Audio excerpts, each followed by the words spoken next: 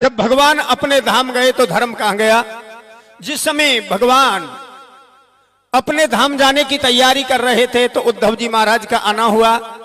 भगवान ने कहा था कि भाई मैं अपने धाम जाऊंगा और अब आप ज्ञान देना, आप ज्ञानी पुरुष हो। तो उद्धव जी ने कहा कि महाराज मैं अब ज्ञानी नहीं हूं, मैं गोपियों ने परास्त कर दिया, मुझे दोबारा ज्ञान दो।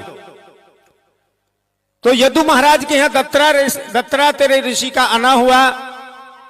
पूछा था, यदु महाराज ने प्रश्न किया तो दत्तात्रेय ऋषि कहते हैं मुझे 24 गुरुओं का ज्ञान मिला, सो मैं आपको बताता हूं।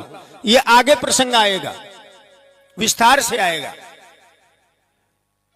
भगवान जब अपने धाम गए तो धर्म कहां गया। भगवान ने कहा था उद्धव जी से, मुझे तेरे से एक बात कहनी है कि मैं तो जा रहा हूं लेकिन मेरा परम भक्त एक विदुर है, और उससे एकदम से मत कह देना कि भगवान अपने धाम को गए। नहीं, जैसे मेरी भुआ कुंती ने प्राण त्याग दिए, जिंदा नहीं रही थी भगवान के जाते ही। जब दुनिया में कान्हा ना रहा तो मैं जिंदा रह के क्या करूंगी। मैं तो चला जाऊंगा लेकिन एकदम से मत कह देना, यकायक मत कह देना, नहीं तो मेरा परम भक्त विदुर देह का त्यागन कर देगा। धीरे धीरे कहना, गाथा गाते गाते कहना कि अपने धाम गए, पर तुरंत ही कह देना तुझे मैत्रेय ऋषि के आश्रम पर मिल जाएंगे और वहां चले जाना। तो मैत्रेय ऋषि के लिए क्यों कहा कि वहां हर समय हरि चर्चा होती रहती थी, भागवत कथा होती रहती थी।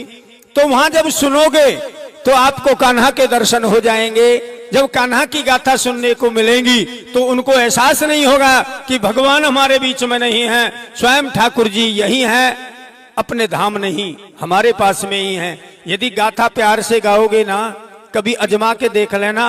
हर आदमी को तो ऐसा नहीं होता।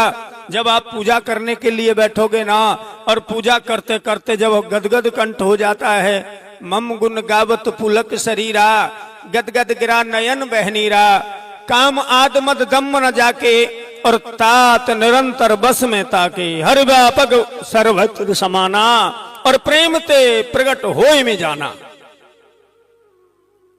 सर्वव्यापक है। तो भगवान अपने धाम गए तो धर्म भागवत में प्रवेश कर गए। बोलो वृंदावन बिहारी लाल की। जो बात पूछने में ना आई हो उसे आप बताते रहे।